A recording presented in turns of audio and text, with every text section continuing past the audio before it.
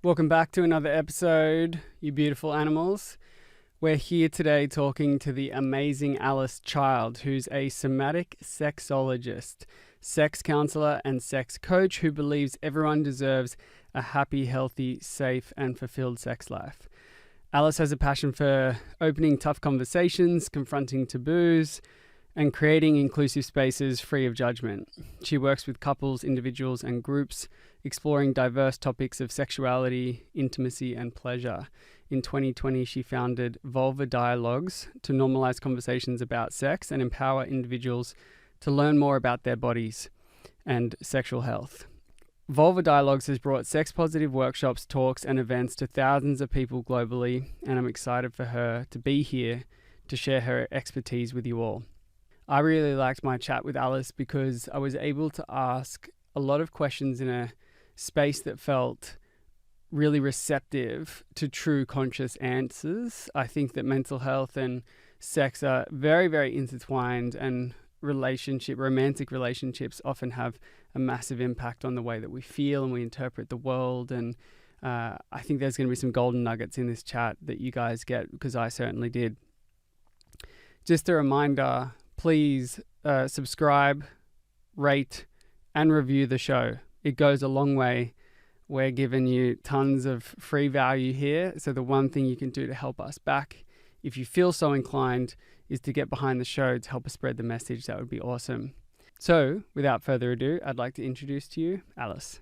I am personally selfishly excited for this episode, Alice, because it is a topic that I don't often get a chance to explore in a safe, conscientious way with a lot of people who want to go there, not only to educate, but allow people to lean into pleasure. Because I think that I used to have sexual OCD as a child. So that topic for me was very, very taboo. In fact, to the point where I felt like I was possessed when I started having sexual thoughts about women as a teenager. And I had to do a lot of therapy to build comfort with having sexual thoughts and feelings, and even comfortable that I had the power to produce life, So why do you think as a society, to start with a fairly big question, why do you think as a society we have shamed sex in the past? Yeah, it's a huge question, isn't it? There's so many reasons that we still live in a pretty sex negative and conservative society, whether it's religion or just shame around upbringing around bodies. And I think that sex negativity, that embarrassment or awkwardness or discomfort that so many are either explicitly or implicitly taught when it comes to sex shows up in people in ways that maybe they don't even realize until they're adults or expressing them themselves sexually for the first time. And, if you think about your first formative experiences when it comes to sex or learning about intimacy or your body, your experience isn't that uncommon. Most people's first experiences are loaded with I'm doing something wrong. Even if, for example, a parent walks in and even without meaning to cause harm, often go no or stop that, or make it feel like they've just seen something awful, and then because they have their own shame, they don't bring it up themselves either. I've talked with a lot of parents who are like, oh, my son or daughter walked in on us having sex and no one said anything. And because it becomes a bit of a cycle, if your parents can't talk about sex, the children can't, and it becomes a bit of a cycle of shame and silencing. And because we're taught that it's something we shouldn't talk about, then that's where shame breeds in the silence. Shame breeds in the silence. I love that expression. I think there's a very good parallel toward the sexual domain and the mental health domain with that exact same thing. Shame breeds silence, and silence breeds shame. It's kind of like a circular loop. What prompted you to get into sex therapy? I've always been fascinated by human sexuality. And I've always found talking about sex easier than maybe my friends or people who I met. But I chose a different career. I chose advertising when I was, in my early 20s. And so I didn't really know how to jump into this completely different career. And so I started by slowly getting closer to the sexual health space by working for a healthcare company and then eventually a sex toy company and doing sort of different training and qualifications when it came to sex. And eventually what really made me go, no, I just need to jump ship completely and do this full time was in the middle of the COVID pandemic. I ran sex workshops for women online, and they were called Vulva Dialogues, and we did about an 8-part series, and I'd bring different psychologists and sex educators and sex workers, you name it. It was a very diverse group of sex positive people, and it was my favorite thing I've ever done. Mm-hmm. And after that, I was like, I don't want to just host and organize these spaces. I want to be sitting where they are and have the answers to these questions. So that was the real final push to go and get certified and change career, basically. Yeah, massive congrats for making the leap. And I want to know, why do you think it is that you feel more comfortable talking about sex than most of your peers, like growing up? That's a great question. I don't think anyone's ever asked me that before.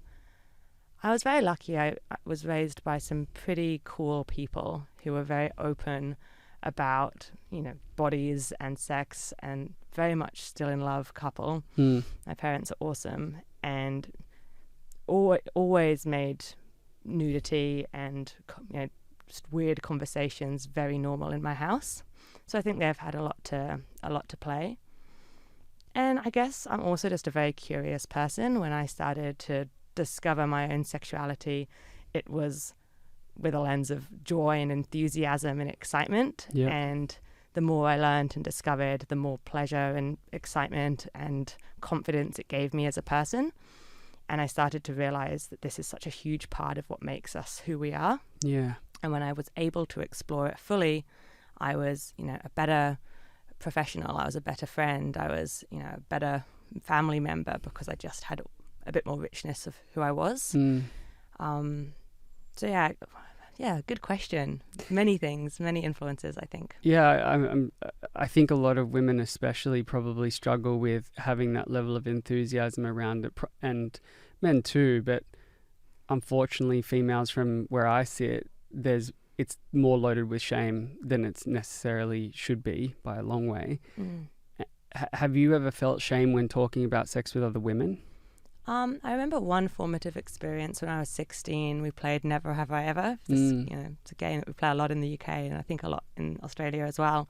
And someone said, "Never have I ever masturbated." And all the guys drank and none of the women did except for myself, because I just hadn't ever had that conversation with any of my female friends, and was pretty surprised that no one else drank. And then pretty surprised when the backlash was, surprise. It wasn't mean, but it was definitely, I can't believe Alice masturbates, Wow. And I was like, oh, no one else is drinking? Oh, okay. And that, was brought up a lot for the years after that. So that was the one time where female pleasure and sexuality was definitely booted into a different category to my male friend's sexuality. So how did you not go down that path then of withdrawing from the subject and still bloom into it when most people would shrink as a result of that experience? I guess because it was so fun. Yeah. Fucking sex is great. Fucking I had a great first partner. I lost my virginity at 18. He was awesome. We were very open with those sorts of conversations. As I said, all of my friends were pretty cool people. I was lucky to have very sex positive parents. So it was never a shameful conversation. It was just a bit embarrassing. Sure. Rather than, oh, this is now something I can't talk about ever again. I think that's testament also not just to the way you managed the conversation about sex. It also speaks to your mental health, your attachment style, the parents that you had, because you had a choice in that moment and you chose the story to be, that was a little embarrassing. Oh, well. Yeah. When a lot of people can let that story fester into part of their identity, a formative traumatic experience, and recluse, what are some of the stories? Let's start with, what is a story you tell yourself about sex, even now as an adult, that helps you keep it in a positive domain? That it's good for us. It's not just good for our relationships. A lot of people come to me because they want to learn how to, reignite their sex drive or be better in bed for their partner. They've lost their sex drive for one reason or another, and they realize that it's important for their marriage and for their relationship, and so want to reconnect. And yet they're not often there to do it for themselves. You know, they're motivated by someone else. But actually, sex is very good for the individual. You know, you shouldn't be doing these things out of pressure or obligation for someone else. It should really be about doing it because it's just another form of giving your body pleasure, like going for a massage. You know, great sex, it releases the same chemicals and neurotransmitters and hormones in the body that help break up cortisol and stress hormones to just help you regulate your mood, help you sleep, help you connect to other people and connect to your own body as well. You know, there's been studies into showing that sex is not only good for your mental health, but your physical health as well. And then, of course, obviously your relationship. So it's a much bigger picture than just have sex to make your partner happy. It's so much more. There's so many threads there. I just want to explore all of them. I'm frantically writing notes so that I don't miss any questions and later go, I wanted to ask Alice that. So let's go a few different directions here. I'm going to ask you 2 percentage questions. The first is, what percentage of people, roughly, at a gut feel, come to you because they want to get their bad sex life to neutral versus the percentage of people that want to get their good sex life to amazing? I would say when I started, it was about 50-50. And for whatever reason at the moment, the majority of the people that I see are going from, I'm not happy with where it's currently at. How can it be good? Okay. And I do love working with people who go, you know what, it's pretty good, but what more, you know, what don't I know? Sure. You know, help me explore even further and, you know, explore certain fantasies or certain areas that I know not enough about yet. But at the moment, maybe because of the cost of living crisis, most people who have the financial means to come and see me, it's because they've reached a point where like, this isn't sustainable anymore. This is not sustainable for my own mental well-being or my relationship or my partner, and we need to address it. Roger that. So, second percentage question. I'm going to have a third, so I lied. What percentage of people come to you because they want to help, they want to give pleasure to their partner better versus they want to give pleasure to themselves better? It's normally very interlinked. You know, if someone comes because they want to be better partners to their significant others, other, or others, then often that's where it starts, and then there's a light bulb moment when they realize that the reason why they have this complicated relationship with sex or don't want to have sex is because they've been getting pretty average or unpleasant sex their whole life.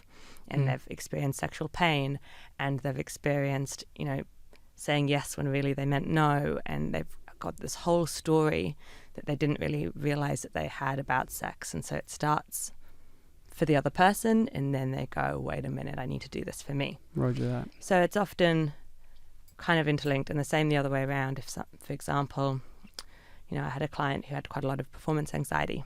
Had experienced, you know, erectile difficulty and premature ejaculation as a result. Now, did he want to be better in bed for his partner? Yes, absolutely he did. He wanted to feel, you know, more in tune with his masculinity and his ability to pleasure a woman, but he also needed that for himself.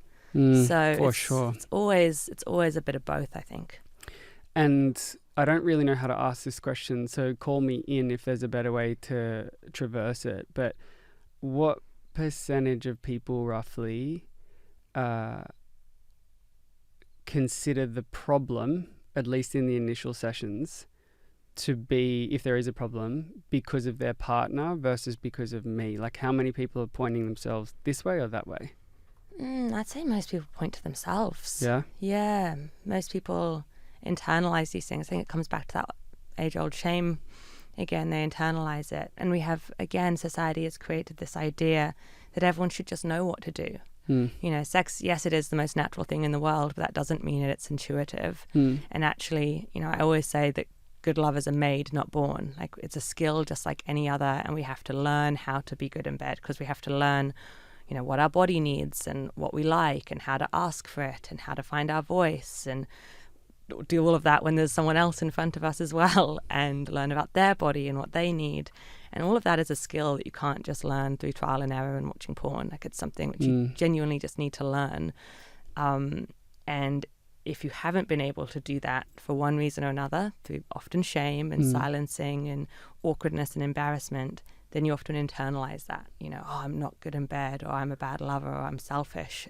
And people use all of these really loaded terms. Yeah, wow. And I'm just like, go easy on yourself. You're none of these things. You just don't have the tools yet, because no one's taught them. No one teaches us them. There's so much to learn about yourself through the physical exploration with other. And I've considered myself, deeply learning about this topic always. And I look back at maybe some of the approaches I had and go and think to myself, I wish I handled that better. And, I would like to consider myself an incredibly conscientious and moral male versus the general pop. By no means perfect, but constantly trying to do better, particularly in regard to my relationships and respect toward women. My mum raised me almost on her own, and she to this day is still my best friend, and I just honor her more than anything in the world. And I think that love then extends to trying to celebrate and be an ally to the other females in my life. Now, when that pertains to sexual partners, whether that be while I'm single or in a relationship, as I said, there are moments where I'm like, God, I wish I had approached that different, but I always learn and grow as a result of it. One of the things that I find interesting now, I've never actually spoken about this before, so this is kind of new to me, is that before I touch a girl intimately for the first time, or we have sex for the first time, I will ask her, can I touch you there? And then I'll say, do you want to have sex? Awesome. And that is something that I now make as kind of a rule. But it's interesting what happens in the practical reality of that, because some girls have reacted to that with like wow, thanks so much for asking. That's really respectful. Thanks for not assuming. Other girls are like, why are you asking? Like, what a vibe kill. Be masculine. Take me. This is supposed to be a moment that you lead. And my reflection is, I don't want to stop doing it. I think if you're doing that every single time you're about to engage with a sexual partner, multiple times down the track, it's like, dude, lead, be a man, which is where I want to naturally get to. Like, I want to be a pursuing male who feels in control. But I don't want to assume that that's the position I get straight off the bat. I want to earn that level of safety. So do you have any thoughts or reflections on that practice? Yeah, I think it's a fantastic practice, especially, as you say, when it's your first sexual encounter with these people. It's actually law now in New South Wales that it's affirmative consent is the law, which means you have to get verbal, consent, not just give something a go and wait for the no, or actually I didn't like that. So it's what you're doing is not only morally and ethically great, it's actually the law. But more than that, words are just one form of language. Sure. People can communicate in lots of different ways, but when you don't know someone that well, you don't know their language. So by the time you're someone's partner for multiple sexual encounters, you can probably read their body language pretty, a lot better than on that first encounter. So you can start to, dance that dance together and work out different ways of initiating that feel fun and playful and explorative and exciting for both of you. But before you've done that, lead with safety, because in order for great pleasure and arousal to build, the body needs to feel safe. 100%. And I think sometimes men don't understand, because we are usually the more physically dominant, that because a man doesn't necessarily ever feel unsafe, or incredibly rarely in a sexual encounter with a woman, they don't know what it feels like to need to feel safe first, because that's their default. So they can't relate to the feeling of a woman who might be feeling unsafe as the default and move towards safety. And that's why, like what we've been talking about here, I think being explicit, the earlier it is, the more explicit consent should be. Absolutely. And then the more comfortable something gets, the more you can read someone's body language and not be like, do you want to have sex now? It just naturally emerges spontaneously. Totally. And some people don't even realize that their body isn't feeling safe. You know, our mind-body connection, we're not taught a lot of embodiment, and embodiment's essentially listening to the body, listening to those signals your body is sending you. So if you think about when you're nervous, you know, some people might get a tight chest or a tight throat, or, you know, feel it in different parts of their body. That's listening to the signals that your body is sending you. And often we're not very good at doing that. And so your body might be sending signals of something feels off, we don't feel safe, we're not sure, we need to slow things down. And unless you're pretty in tune with your body, you might just be sort of saying yes and going ahead with things faster than maybe your body is telling you. And so having someone say, do you want to have sex? Is sometimes the pause that person needs to go, do I? Actually, no. Can we slow this down? Yeah. So it's also giving people a chance to self-reflect as well, rather than, you know, go with the flow and maybe move faster than they're ready for. Beautifully said. And I also think, based on my experience, if I think about what we train and coach in from a mental health conversation perspective around connection, we talk how that it's not just the words that you say. Like I can teach you the perfect script to be able to allow someone to open up about their depression. However, you could say those words and they not open up, and largely because the delta, the missing magic, is the energy that you bring to those words. That speaks more volumes, because we're not just listening through our ears. Our brain has built-in bullshit detectors and all that other stuff. So I think with regard to sex, it's not just asking a female for consent if you're a male. It's the tone and energy that you bring to that question. If it's angry, if you're caught up in the moment because your hormones are rushing to your genitals and you're really horny, I think a man can maybe ask for things in ways that are leading questions and then not leaving room for a true no. Absolutely. If it needs to be there. And I think a lot of that's communicated in energy. Like, no, I genuinely am okay with your response. And a woman will feel that more than they'll hear that. Would you agree? Absolutely. I can't remember the percentage of how much communication is nonverbal, you know, and how little is actually the words that you choose, and how most of it is, you know, the way in which you say it, the posture of your body language, the intensity of your gaze. All of that says a lot more than the exact words you happen to choose to phrase what you're saying. And when is that sort of more felt in sex? You know, the good and the bad. You know, an amazing eye contact can set the heart racing in a great way, far more than, you know, a certain word could. So absolutely, I agree. It's the energy of a person that often makes you feel safe or unsafe. Yep.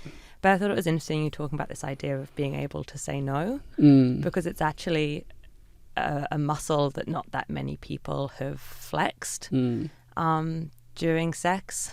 And so just practicing how to actually do that is often a lot harder than people realize. Like how to actually say to someone, actually, no, I don't like that, or please slow down, or, you know, I've changed my mind, can you touch me here instead? You know, those are muscles that people haven't really used, or lots of people haven't really used. And so that is often the first step to get them to not just tolerate okay sex, but end up getting amazing, perfect, incredible touch and intimacy. 4 words you just said then that we just need to hear right now. I've changed my mind.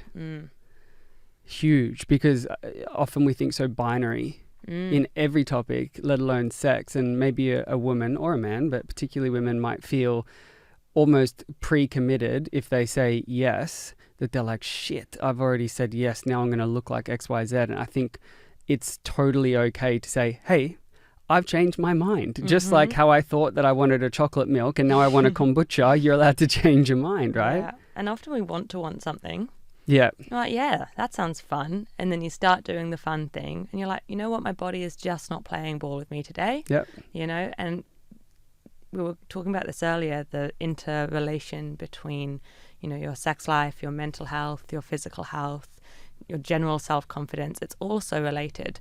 And often we think we can just snap our fingers and be like, yeah, I'm in the mood for sex. I want sex. I'll have sex. And then our body isn't doing the thing that we want it to. We're stuck in our head. We're keeping thinking about work.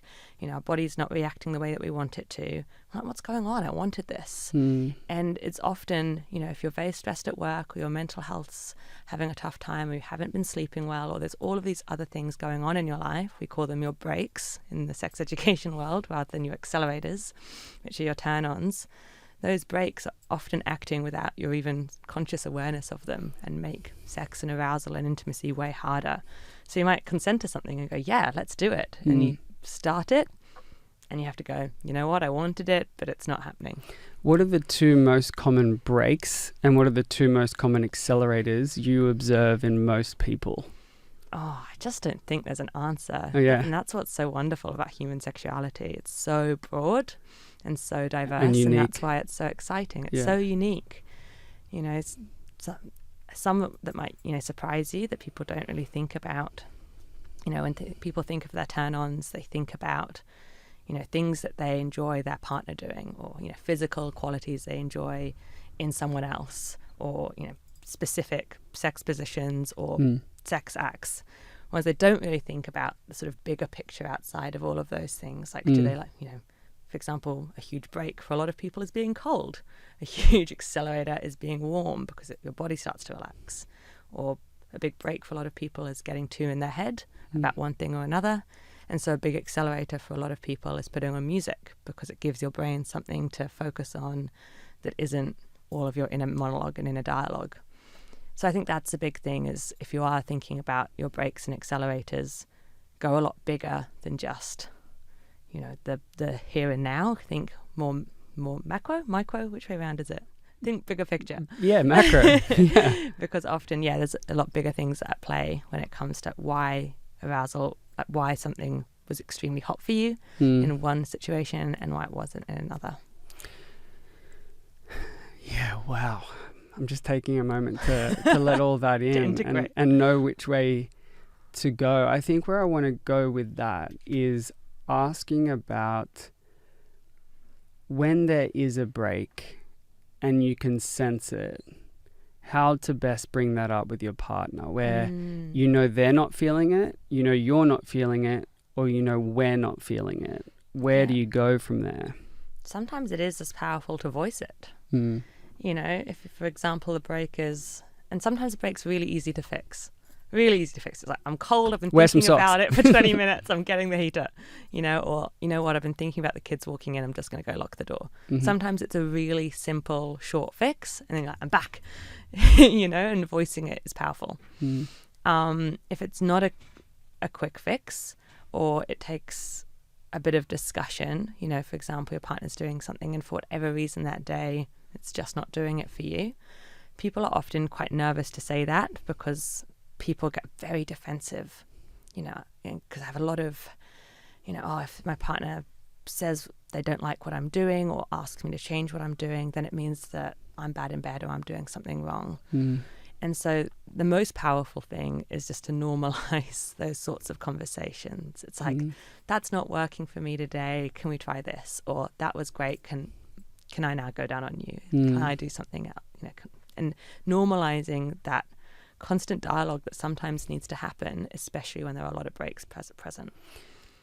Yeah, you know, one of the biggest breaks I have noticed, even listening to friends and stuff talk about their relationships, but I'm going to first person this and say my sexual experiences, is also the character trait, headspace, or relationship dynamic that you're in at that time, and the theme that you're writing, the chapter that you're writing at the time. Like, you know, there could be a chapter where you're both really on the same page and emotionally you feel really connected, and physically you're healthy at that time, so your libido is higher and everything's just working. And again, I know that I'm kind of gone around this point a few times, but it's something that I find to be really true that I wish more men knew, which is the racy, crazy sex life that I think a lot of guys envision because they watch porn may or may not be possible, but it's certainly going to be more probable if you start with safety first. Like going straight to that crazy sex life isn't usually realistic nor healthy, because a lot of women especially are going to want to go via I'm okay here. So how do you, well, first of all, would you agree that excitement and exploration is best done from a base of safety? Yes, is the short answer. However, I also think that inherently eroticism thrives in the opposite in many Say more. ways. I'm super interested. Well, safety, comfort, security, love, intimacy often live in a separate camp to passion, desire, excitement. And it's what a lot of long-term couples struggle with, because when you start a relationship, often there's a lot of the passion and the excitement, and there's not very much security. You know, there's a lot of, will they text me back? Do they even like me? Will their mum hate me? You know, what if we move in together and it's awful? There's a lot of uncertainty. And that uncertainty actually acts as a bit of a rocket fuel to sex and intimacy often. There's a sex therapist called Jack Morin who created a formula for human arousal. And he said that arousal is attraction plus obstacles. Like, we need some form of tension or novelty or newness to have the hottest sex of our lives, basically. And it's not a coincidence that so many people's hottest sexual fantasies or best sexual experiences were in those slightly wilder early relationship days, or when things felt, it was just so spontaneous and they just ripped my clothes off me and we did it behind the car and we didn't care who saw. These sorts of stories are what comes up. And the safety, security, the love side of things, the longer a relationship goes on, is what becomes more and more embedded. We become more and more secure, get more and more secure in our future together, which is fantastic. But at the cost often of the passion. And that's what Esther Perel, who's an amazing sex therapist, talks a lot about. Yeah. Just I've the best. met her. She's awesome. Have you? Yeah. Say more. Yeah. No, yeah, she's queen. great. But yeah, so she talks about that a lot in her book, Mating in Captivity, is this polarity, I suppose, of these two needs that we often have. We want to be seen as these adventurous, passionate souls, but we also want the security and the comfort of love. I feel like Sex Life, the TV show, was like literally the writers sat down and went, we are going to portray a woman conflicted between security and excitement and see which wins. Yeah, you have to. And you could literally just write on that guy's forehead, security, like husband, loving, finance, dude with the kids. And then there was this, ironically, Australian musician, fuckboy, ambivalent, emotionally distant guy. And she was toing and froing between. Yeah. And where I got to with that show, as an example, is I'm like, I don't think with enough work you need to choose. I think that the goal, and hopefully realistic goal, whether that be monogamy or not, ideally monogamy for a lot of people who are in this situation would like to believe, and I hope that you can have that excitement and you can have stability. And I think the point I was saying before, I totally agree with you that obstacles and excitement and spontaneity are key. Like, God, accelerators. Yeah, accelerator for sure. The best sex I've ever had in my life is the most passionate, the most charged, the least planned, the least structured. But what I am saying, just to tie a loop on the previous before we get into the split of the dichotomy, I think that a lot of people, particularly men, I could be wrong, but they want to go straight there. Like on the second date, they want to fuck behind the car. And I think that it's, in my mind, I just wish men knew more. You can get there for sure, but you're going to get there better if you go via authentic safety first. Would you agree with that? Again, yes, but I also don't find it often that helpful to generalize by gender. A lot of women would love to fuck behind the car on the second date as well. So I don't think it's often that helpful to do gender generalizations, especially when talking about a topic where it's so often been generalized by gender. The whole men are from Mars, women are from Venus argument, when actually a lot of these things that we're saying, you'd have women listening and going, no, I want that, or and same with men going, no, I really need safety. So I think it's more of a question about people rather than men versus women. It's like, what do people need? What do people want? And yes, I think some people listening in would go, no, I'm all for the sex behind the car on the second date, thanks, that's exciting. And a lot of people would go, no, that is not me. I need to feel safe. And for me, safety is knowing that person for X amount of time. So I do think it's so different for everyone. And to your point earlier around upbringing and attachment styles and all of that, sure. if you genuinely are someone that feels pretty safe in yourself and also has a big value of courage and taking risks and those sorts of things, you might be more likely to put yourself into certain situations where that does charge you up in an exciting way and take more risks, you know, than other people who perhaps value and need security more in order to feel safe, in order to get to that point. Yeah, I hear you. And I totally get that. It's a very unique thing and is fully loaded with all the things you just said, like attachment.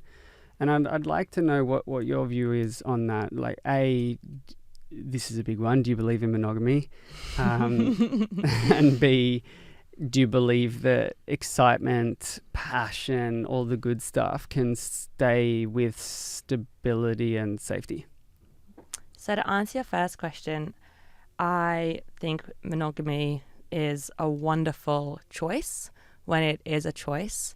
I think the problem with our society is we present monogamy as the only option. For a lot of people, you're raised thinking that the only way of having both a stable life in the domestic world that we have painted that is acceptable and appropriate, you know, for all of these different reasons, is monogamy. And it isn't something which often people choose. They just sort of find themselves within it and then don't know why they're unhappy, or they can't, you know, live a happy existence because they've sort of been forced into a box which doesn't fit them.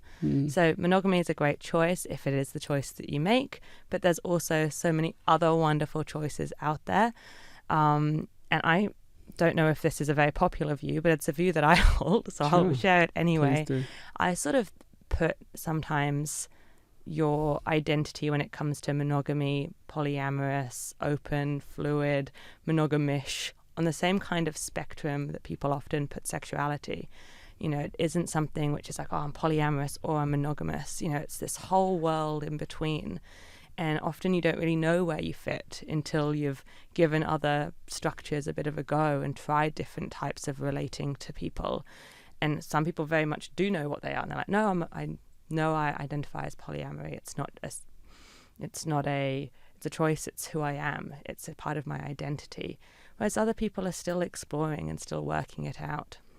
And the only problem I have with monogamy is it often robs people who would love to do that exploring from those options because they don't know that there are other options out there. And then they resort to unethical non-monogamy, which is, of course, cheating, rather than ethical non-monogamy, which can be done really joyfully and with every person's consent. So if you're not sure where you fit, go and chat to some people who know more about these topics than you do and hear from them, because again, a big issue I think with all of this world is there aren't that many voices and role models for other ways of choosing to conduct your relationships. And so we have to model them on just the successful or unsuccessful monogamous relationships that we see.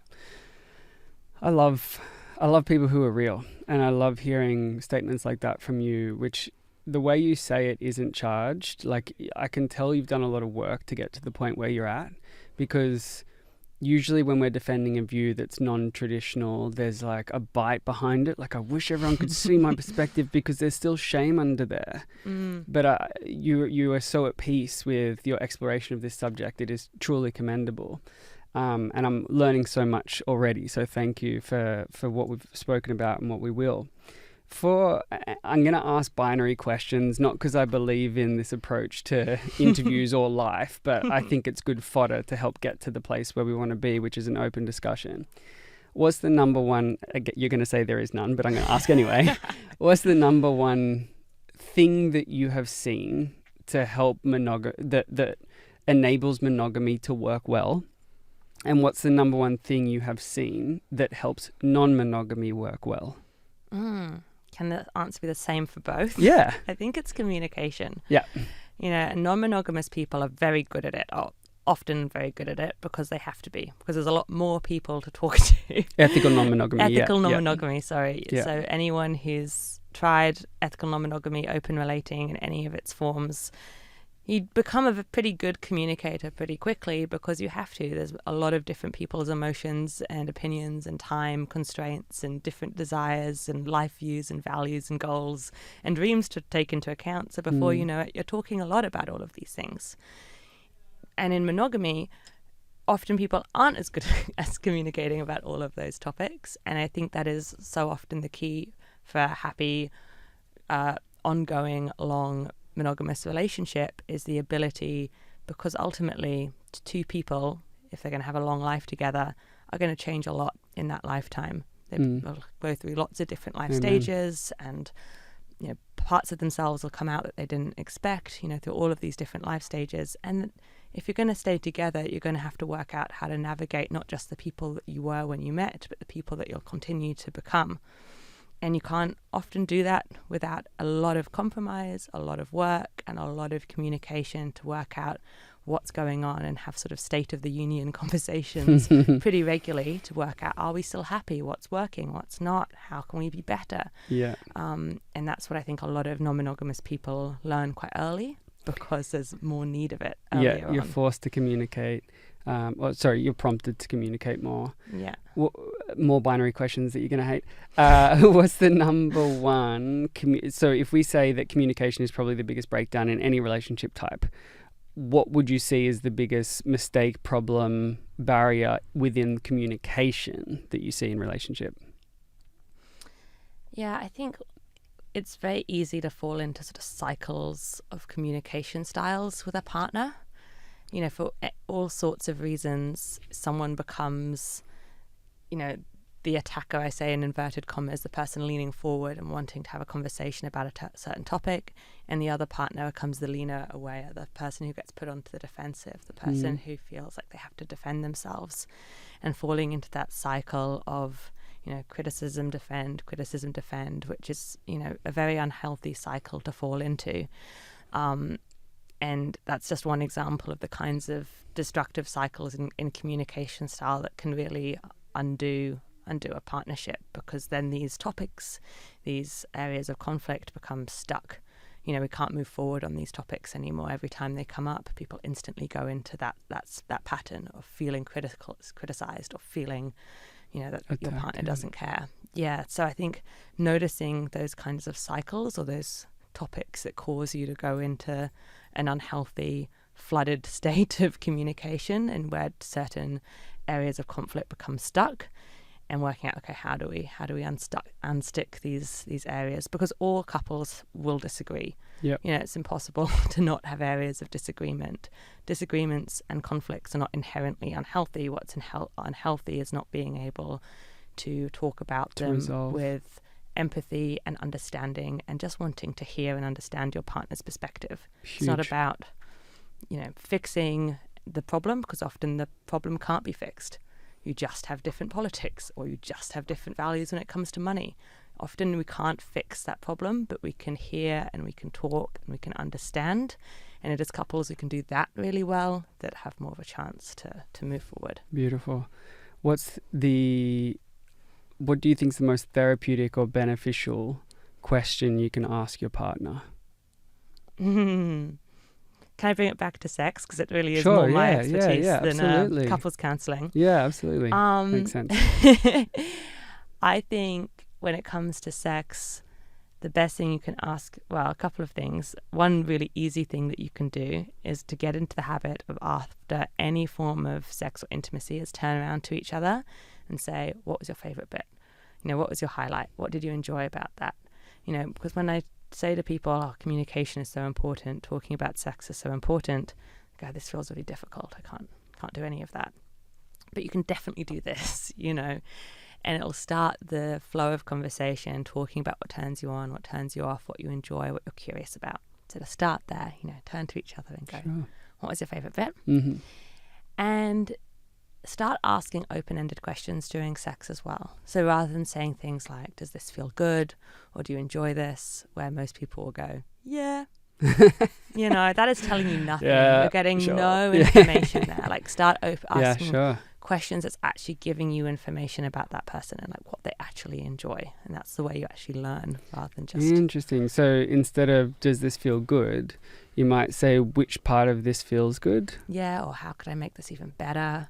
Okay, yeah. You know, is it hotter, faster, or slower for you? Mm. You know, do you prefer it like this, like this? Can you show me what you like? You know, all of these sorts of things. You're getting information as opposed to just like validation. How does a person ask a question without appearing like they're giving away the lead? What do you mean as in they love to feel in control and they don't want to surrender that control but still get information. That and I mean, like the answer to everything, which is a balance, intuition, reading the moment. I know that that's going to be the answer. I guess I'm just walking down that path a little bit, because there is a balance sometimes between asking, how can I make this better? And then again, I've had feedback in bed, which is like, don't ask. I want you to take me. Well, just then make do it this. more dominant. You know, I'm only going to spank you if you beg for it. Yeah, yeah. You know, you can still seek consent from someone in a dominant way, in a way that both excites you both. You know, if you're someone that loves to be in charge and they're someone that loves just to be ravished and taken, you can still get consent in that headspace. You just have to be a bit more creative about it. Yeah. Dominant questions. Yeah. Yeah, yeah. Dominant consent. Dominant consent. It's possible. That's a cool expression. I've never heard that before. I just made it up. Coin that here. We just got that IP booked. And the relationship between mental health and sex must be, well, I know is high, but in your work must be quite high, because it works kind of two way. If you have depression in men, you might be more likely to have low libido. For women, it could be similar. If they're anxious, they could see a reduced low libido. If you have PTSD, that brings about a whole bunch of traumatic response, maybe in the bedroom. And how do you work with mental health issues when you're integrating sexual therapy? Absolutely. So my work is trauma informed, and what that means is that if trauma does come up in session, I have the skills to recognize it, to see it, and to help that person ground and come back to themselves. But at that point, I would refer them on to a sex therapist who is a registered psychologist. Mm-hmm. And so all of my work is forward facing. It's not about unpacking trauma and trying to work through traumatic experiences. It's just about how to give people the education and the tools and the skills that they need to get a more happy and healthy relationship with sex and intimacy again. But outside of, serious trauma like that, mental health, emotional factors, psychological factors, they always come into session. You can't talk about sex education without the whole person coming into the room, because these are topics that are inherently emotional, and as you say, your mental health, your physical health impact your libido, your sex drive, your relationship with your body. All of these things, they're all in the same pot. You can't separate them, and so it is just so individual depending on where that person is. So often I work with women who've never orgasmed. Yeah. And they just want to come and they want a magic formula to how to have an orgasm.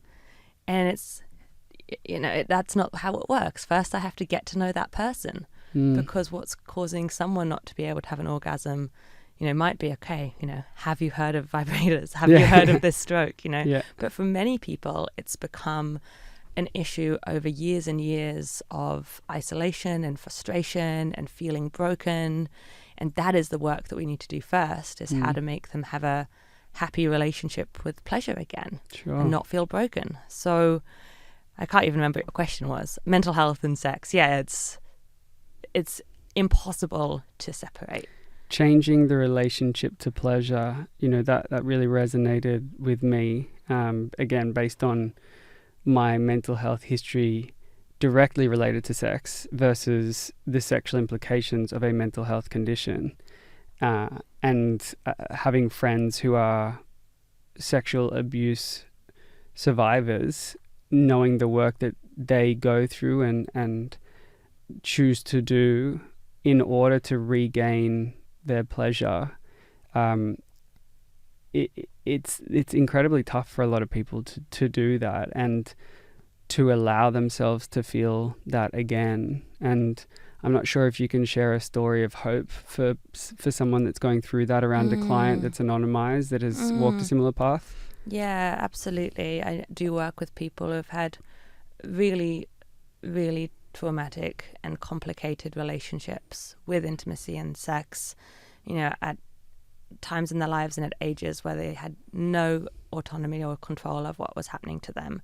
And as I said before, I'm not a psychologist, so I do not work with them as they unpack and explore all of those experiences. But when they're at a state and at an ability to start wanting to learn the tools for moving forward, I often work alongside a registered psychologist who's seeing them for that support, and then for me separately on giving them more explicit tools for how to feel safe in their body again. So things like consent and teaching them how to say no, how to say yes, how to slow down, how to ask for what they want, how to feel for their own boundaries and feel confident in those boundaries again. And slowly, with, as we were talking about right at the start of this, with a space of safety, they do start to feel more at home in their own skins. But it's a journey for sure, and it's a journey that I only undertake with people when they've also got a great support network around them, because it's not a linear road either. Do you believe that if we can repair our relationship to pleasure, we can live a more erotic life, not just have a more erotic sex life? Some of the sexual teachers I follow, Esther Perel, but others, and even in my degree, and spiritual leaders talk about, living erotically, because so much of nature is erotic if you look at it, and it's incredible. And that orgasm and pleasure in a sexual domain doesn't necessarily need to exist between two people, doesn't necessarily need to be pertain to sexual actions. We can feel turned on by certain aspects of our life just by existing. Totally. What's your views on that? Yeah, you're talking to the beliefs and practices of thousands of years of tantra. Right.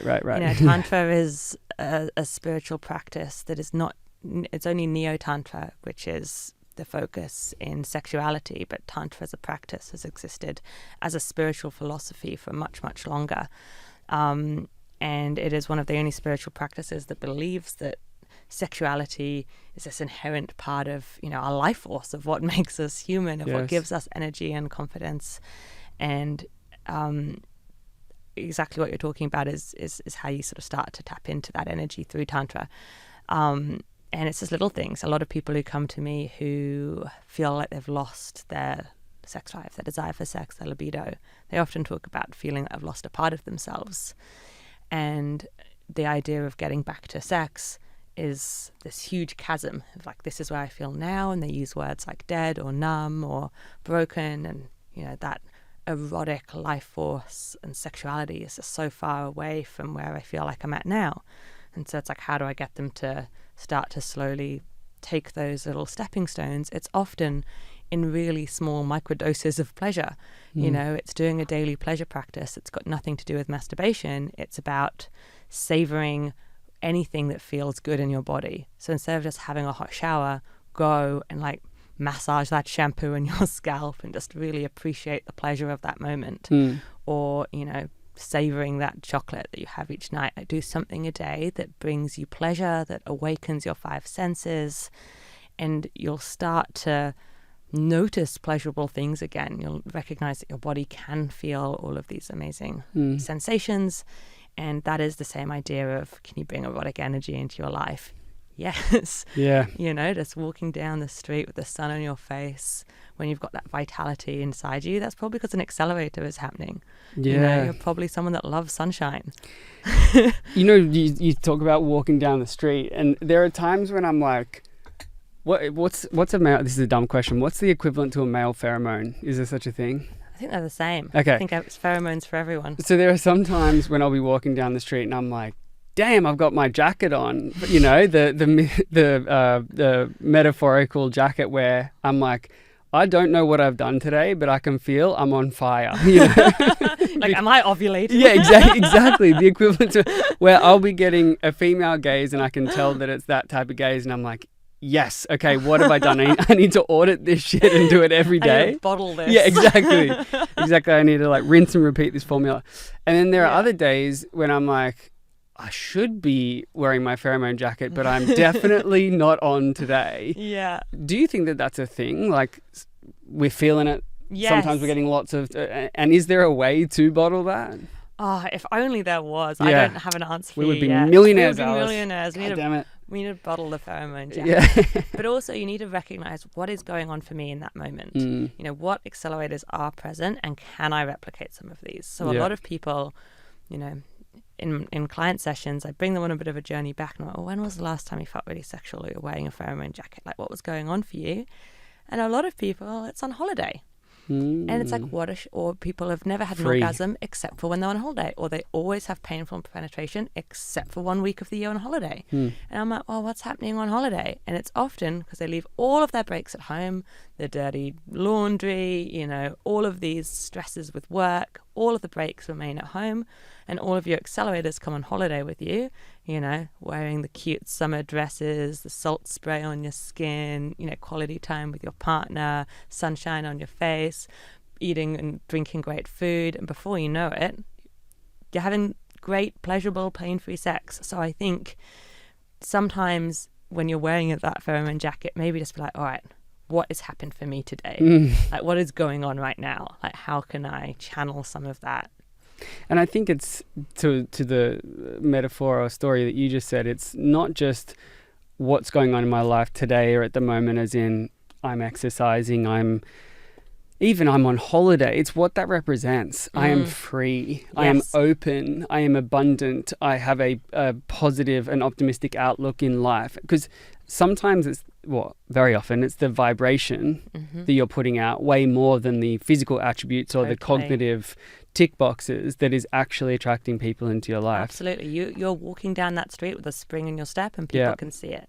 And, you know, often the person that you are, when you think, when was the last time that I felt really like sexually confident and free, is the same person as, you know, that person walking down the street or that person on holiday. And it's because it's aligned to those values. You know, it was when I was being courageous and spontaneous and I wasn't scared of moving to that other country. When that was happening, I also felt really sexual. Like, they're often the same person. They are. And there's a word that sits under there for me, what I'm hearing, and from the research that I can see in a lot of the literature, the number one universal principle that is deemed attractive, well, at least from women to men that I can read, is confidence.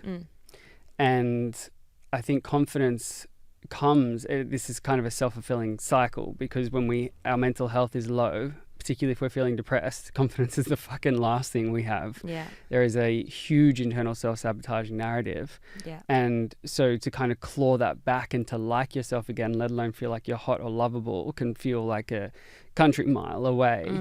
And have you helped people climb out of that dark hole and get their confidence back? Yeah, absolutely. And again, it comes back to all of that thing we're talking about sexual shame, you know, body confidence or just confidence in who you are in the bedroom, with things like performance anxiety, not feeling like, you know, a sexual person. A lot of people don't feel like they deserve pleasure, is what it comes down to. Yes. You know, and after a few sessions, the crux of it, the core of all of these different things gets down to, I'm not worthy of that. That's for other people. That's not for me. And it's just like, you know, that's what we as a society have created by the silencing, by the shame, by the awkwardness, is we create all of these beautiful people who at the heart of themselves don't feel like they deserve to connect to others, to feel good and pleasurable in their own skins. And it's a heartbreaking thing to see. And then, the journey to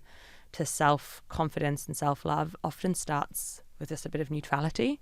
You know, I think the flip of the coin of the body positive movement is it puts body positivity on such a high plateau, and people are like, how could I ever get to body positivity? You know, I loathe myself.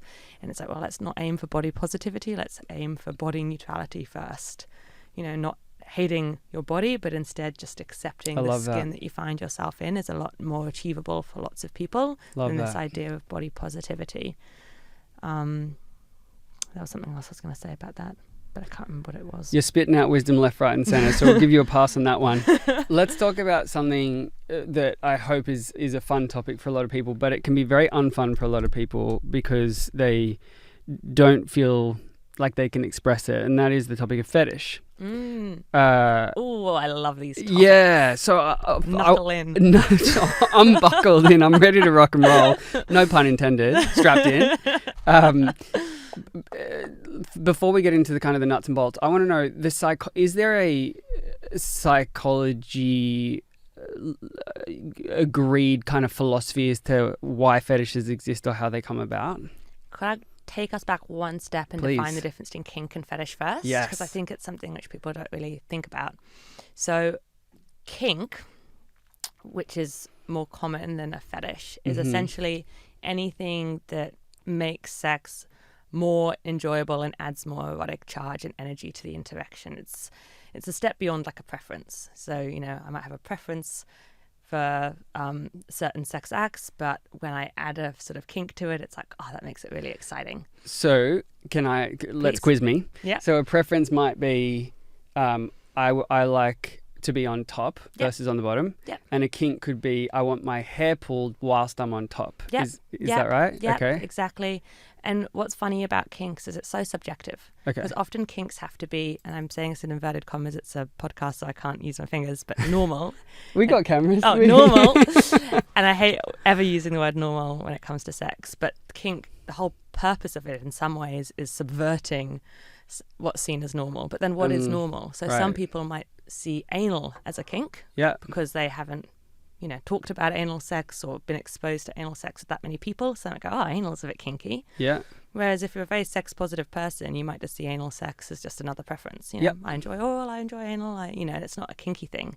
Got it. Same with, toys. Lots of people don't view toys as kinky, whereas, if you asked your grandma, she might think sex toys are kinky. So this idea of what is or is not kinky is really different depending on what your standard of normal is.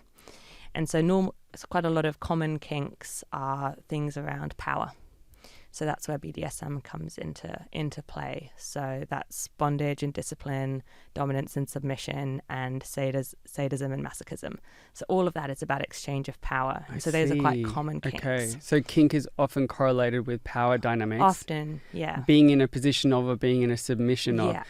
And just before because I can't wait to get to fetishes, but just while we're on kink, I've heard of people who are in a position of power whose kink is to not be in a position of power. Can you talk to me about why that is? So sex is essentially the adult playground, right? It's the only place we as adults get to play. It's the only place we get to step into different roles that we don't get to enact day to day in our lives. And we can do that with consent and playfulness, and it can be very joyful. And so for a lot of people, power exchange or kink is just another form of play.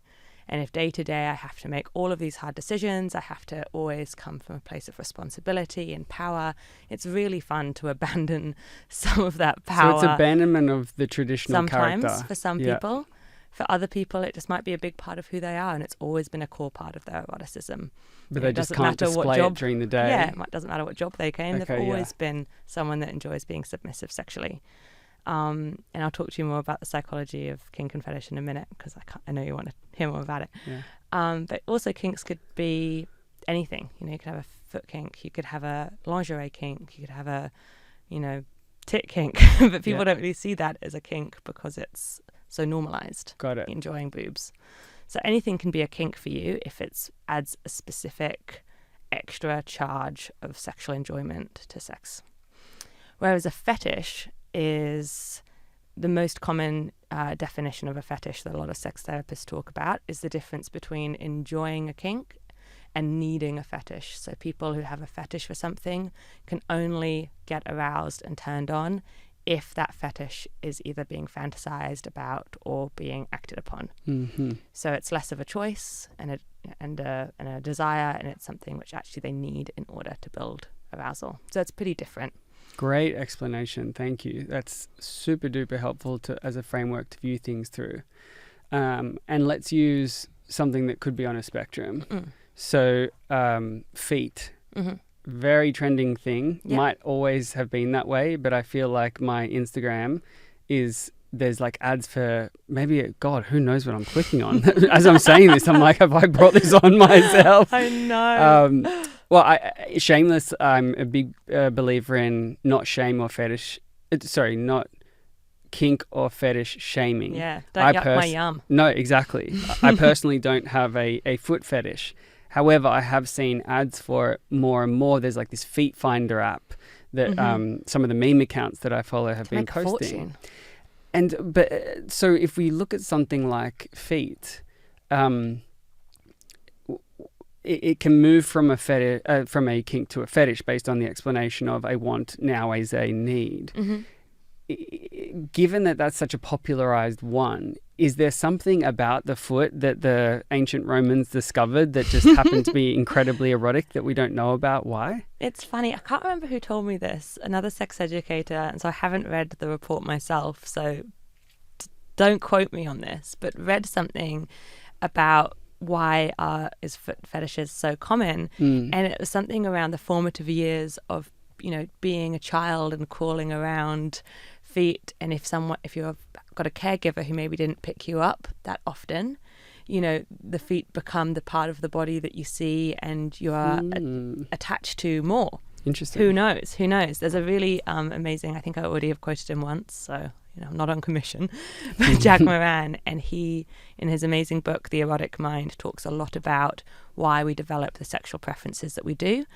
And he talks a lot about the formative years in childhood being responsible for why you develop, and he calls it your core erotic theme. So you're basically your sexual blueprint, what charges you up erotically.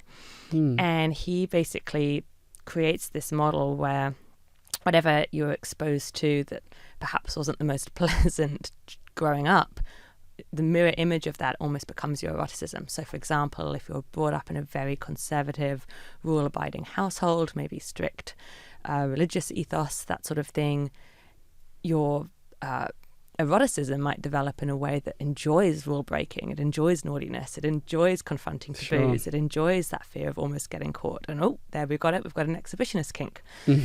And another example is children who don't feel like they have a lot of control growing up, and let's face it, what toddler has that much control and autonomy? So any sort of child could feel out of control growing up. And then your eroticism might form in a way that helps you regain that control as an adult. And hey presto, you might develop a kink for power exchange, for either giving your control over to someone with consent during sex and submitting, or taking control with consent over someone during sex and dominating. So it's a really interesting book if you're interested in the psychology of why kinks and fetishes and eroticism develops in different ways.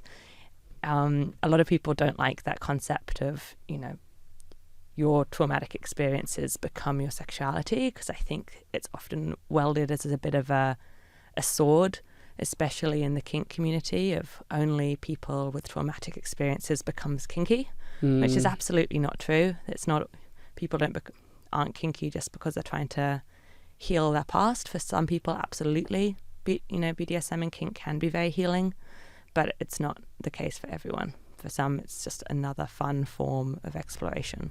I think a lot of people would feel reluctant to talk to their partner or sexual voyager.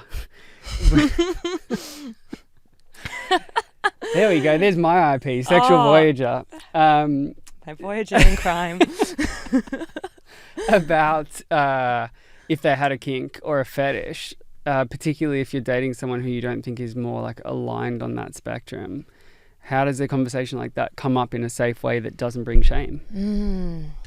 Especially with a fetish, if it's something that you need to build arousal, that's got to be a partner, if it's pretty open-minded, even if they don't share that preference at all, to have that conversation and navigate whether or not they can both get their sexual needs met together.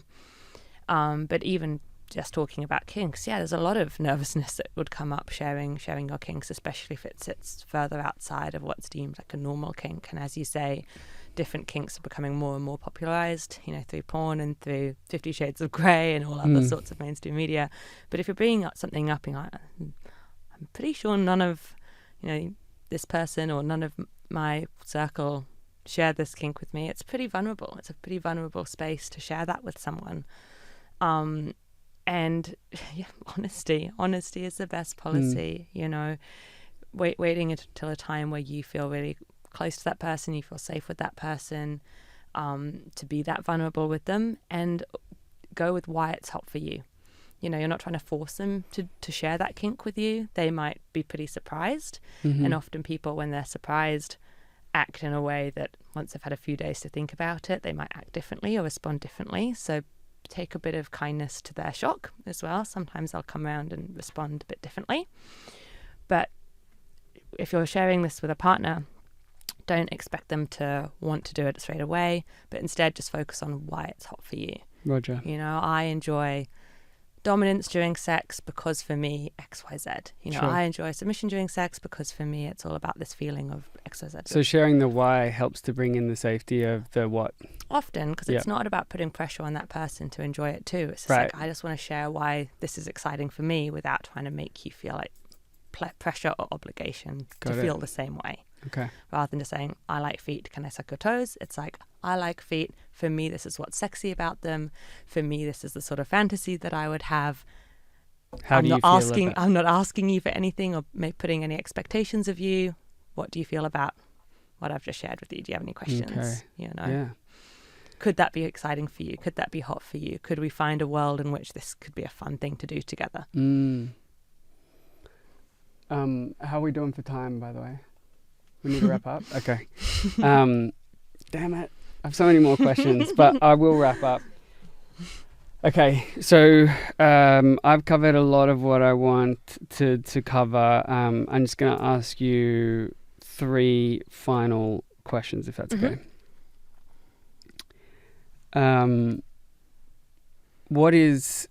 As we kind of bring this journey home, unfortunately, because I've enjoyed this topic a lot, and if people want to keep in touch with you, how do they find you online? So my Instagram is my main social media platform. I'm Alice Child Official, and my website is alicechild.com.au. Perfect.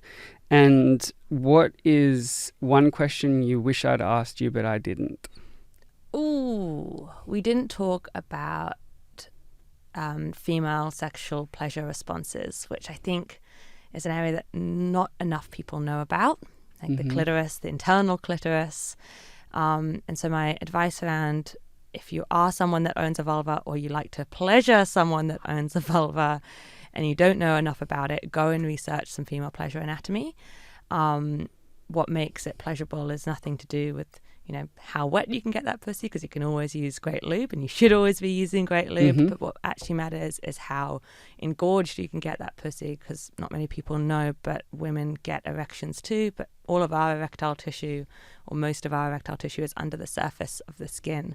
The tip of the clitoris on the outside of the body is just the tip of the iceberg. There's a whole organ, a whole clitoris that lives inside the body that's between 7 and 11 centimeters big. And that is what needs to be erect and engorged in order for penetration to feel pleasurable. Wow. And it actually just takes a lot longer than a penis takes to get an erection. So I'm talking 20, 30, 40 minutes. So a lot of people rush to penetration way too quickly because they don't give their body enough time to get engorged. And so no wonder sex can feel painful or uncomfortable or just a bit average. So yeah, time, engorgement, learn about female pleasure anatomy, because it'll really change the game in how you have sex if you are someone with a vulva or have sex with someone with a vulva. Asking for a friend. Where do we find more information about Follow me on Instagram. It's what I talk you're the about. Place to go. Yeah. And any sex positive resources, to be honest. Anyone who talks about the clitoris, getting clitorate, there's a whole community. Dude, that's awesome. Who are just, fighting the good fight. Yeah. So, yeah, love it. We all exist. Very cool. Yes, I'll definitely be reading more and more of your stuff to get educated. what is a mantra that you live by? And to your guidance before, let's keep it in your area where you feel most comfortable. So what's a mantra that you live by with regard to sexual positivity? Oh, my mantra that I live by is probably fear the fear and do it anyway, which is probably not the best mantra when it comes to sex. Yeah. Say more about why, though. Feel the fear and do it anyway is all about pushing your comfort zone and pushing past your boundaries. Mm-hmm. Whereas I teach almost the opposite in sex education, which is respect your boundaries and listen to them and default to a no, not default to a yes. Mm-hmm. So feeling the fear and doing it anyway is probably a mantra that might lead you to accidentally say yes to something that maybe in hindsight you wish you hadn't. So how do we feel the fear and do it anyway, and also have correct boundaries and stay safe? With good safe words, Mm-hmm. but mainly with good embodiment, good awareness of yourself. So being able to feel the fear, the discomfort, Mm-hmm. I'm at the edge of my, comfort zone. That's often where the learning is. That's where the excitement is. It's called your resilient edge of resistance. It's not super comfortable, which can become boring, but it's not so scary that I'm out of control. That edge of comfort is where eroticism thrives. So feeling that fear, knowing you've got your safe word if you cross too far, knowing you'll be able to come back into safety if you need to, knowing yourself enough to play in that space. So maybe it's feel the excitement and do it anyway? Yeah, but fear and excitement often feel the They're same cousins. in the body. Yeah, that's true. And one question I wanted to ask, which is something I didn't loop back on at the very start, which is you mentioned that the formula or a formula for eroticism and sexual satisfaction is attraction multiplied by or via obstacles. Yeah. What's an obstacle that an adult in a long-term relationship might be able to implement in order to reignite a spark? Yeah, it's all about knowing your personal erotic formula. Sorry, let me say that again. It's all about knowing your personal erotic theme. So whatever your obstacle is that hypercharges your sex drive will be different depending on your upbringing and your turn-ons and your turn-offs. So a great example is what I was talking about earlier. If you know that you're someone that loves the taboo, you love breaking rules, those are the sorts of obstacles that you'd bring into your relationship. If you're someone that you love anticipation, you love teasing, you love yearning and longing, you'd bring that into your relationship. So a good example of that is instead of just being like, hey, sweetie, let's do date night, it's like you, me, Friday night, this dress, I'm telling you nothing else. That's different. It's taking the comfort and the everyday and turning it into the excitement. It's adding an obstacle, it's adding uncertainty, it's adding anticipation. So it doesn't have to be unsafe, these obstacles, but it's lighting the match under your personal eroticism. Beautiful. Thank you so much for an incredible discussion. It's been an honor to have you here, Alice. It's been so much fun. Thank you for having me. A pleasure.